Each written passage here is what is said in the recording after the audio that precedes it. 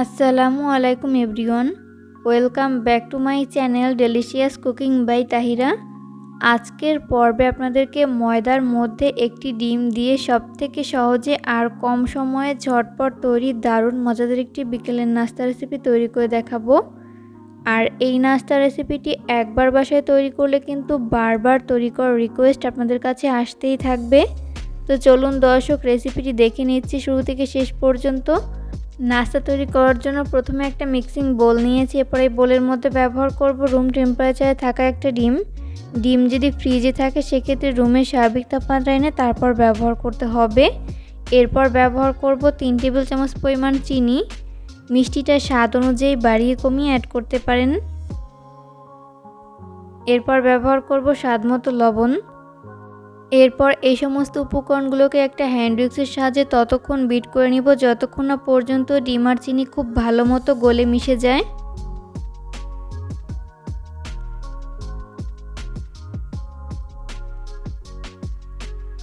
তো বিট করতে করতে একটা পর্যায়ে দেখা যাবে যে ডিম আর চিনি খুব ভালো মতো গলে মিশে গেছে। ওই পর্যায়ে আমি এর মধ্যে ব্যবহার করব 2 টেবিল চামচ পরিমাণ সয়াবিন তেল।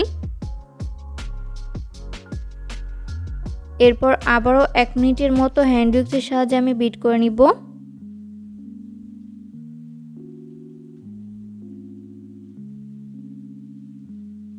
তো এই পর্যায়ে বিট করে নেওয়া হয়েছে। এরপর আমি এর মধ্যে ব্যবহার করব মেজারমেন্ট কাপের 1 কাপ পরিমাণ ময়দা। চাইলে ময়দার পরিবর্তে আটাও ব্যবহার করতে পারেন। এরপর ব্যবহার করব হাফ চামচ পরিমাণ বেকিং পাউডার। এখানে অবশ্যই বেকিং পাউডার ব্যবহার করতে হবে, বেকিং সোডা ব্যবহার করা যাবে না। এরপর হাত দিয়ে খুব ভালো করে মিশিয়ে নিচ্ছি।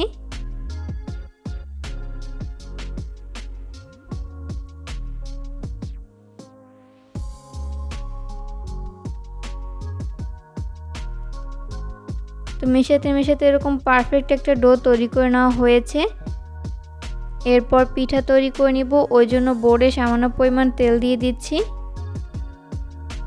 এখানে অবশ্যই তেল ব্যবহার করতে হবে, ময়দা কিংবা আটার ডাস্ট ব্যবহার করা যাবে না। এরপর ওই ডোটাকে নিয়ে হাত দিয়ে এভাবে একটু প্রেস করে নিচ্ছি। এরপর বেলনির সাহায্যে আমি রুটির মতো বেলে নিচ্ছি। আর এই রুটিটি খুব বেশি পাতলা আবার খুব বেশি মোটা না, মিডিয়াম পুরুত্ব রেখে বেলে নিতে হবে।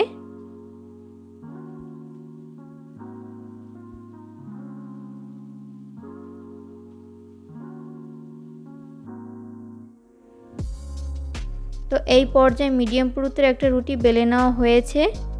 এরপর কুকি কাটার দিয়ে এইভাবে কেটে নিচ্ছি। আমি নাস্তার শেপগুলোকে কুকি কাটার দিয়ে কেটে নিচ্ছি। আপনাদের হাতের কাছে কুকি কাটার না থাকলে সেক্ষেত্রে কৌটোর ক্যাপ দিয়েও কেটে নিতে পারেন।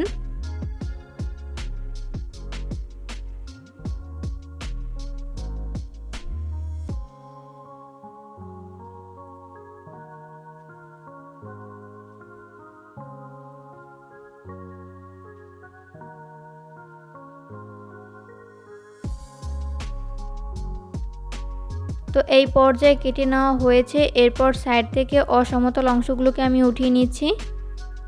এরপর সেমভাবে রুটির মতো বেলে এইভাবে পিঠার শেপ কেটে নিব।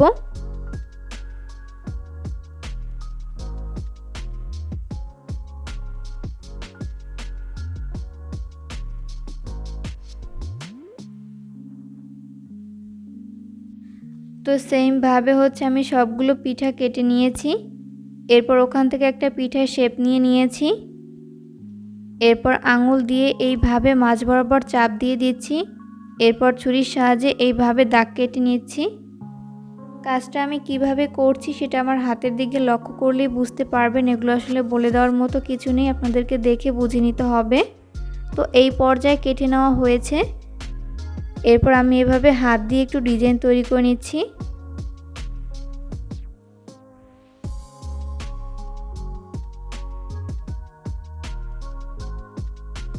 তো এই পর্যায়ে আমার একটি পিঠা শেপ তৈরি করে নেওয়া হয়েছে। দেখতেই পাচ্ছেন তৈরি করার প্রসেস কিন্তু খুবই ইজি, যে কেউ খুব সহজে তৈরি করে নিতে পারবেন।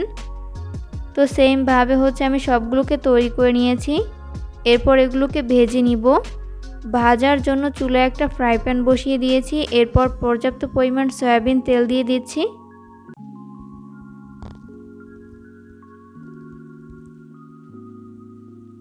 তেল যখন মিডিয়াম আঁচে গরম হবে ওই পর্যায়ে হচ্ছে আমি একটি একটি করে পিঠার শেপ দিয়ে দিচ্ছি।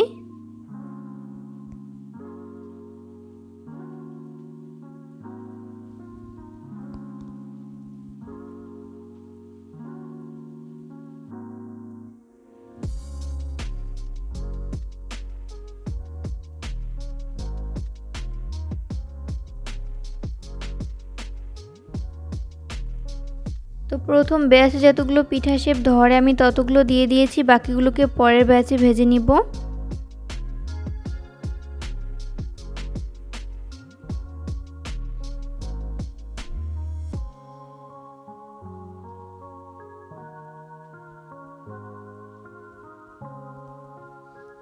পিঠাগুলো ফ্রাই করতে করতে যখন এক পাশ ফ্রাই করে নেওয়া হবে ওই পর্যায়ে হচ্ছে আমি উল্টে দিব অপর পাশটি ফ্রাই করে নেওয়ার জন্য। আর অবশ্যই চুলার আঁচ মিডিয়াম ফ্লেমে রেখে পিঠাগুলোকে ফ্রাই করে নিতে হবে, এতে করে দুই পাশ ভালো মতো কুকড হতে পারবে।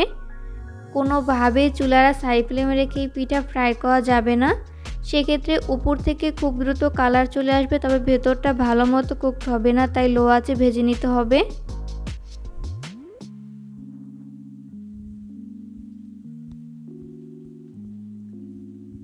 উল্টে পাল্টে পিঠাগুলো যখন দুই পাশ খুব ভালো করে ভেজে নেওয়া হবে ওই পর্যায়ে হচ্ছে আমি পিঠাগুলোকে তেল ঝরিয়ে তেল থেকে উঠিয়ে নিব।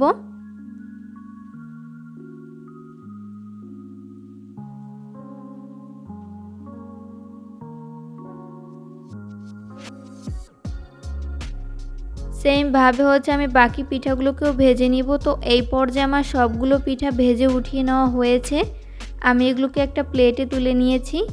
চেষ্টা করেছি রেসিপিটি সহজভাবে শেয়ার করতে, আশা করছি বরাবরের মতো আমার আজকের রেসিপিটিও আপনাদের কাছে সহজ এবং ভালো লেগেছে।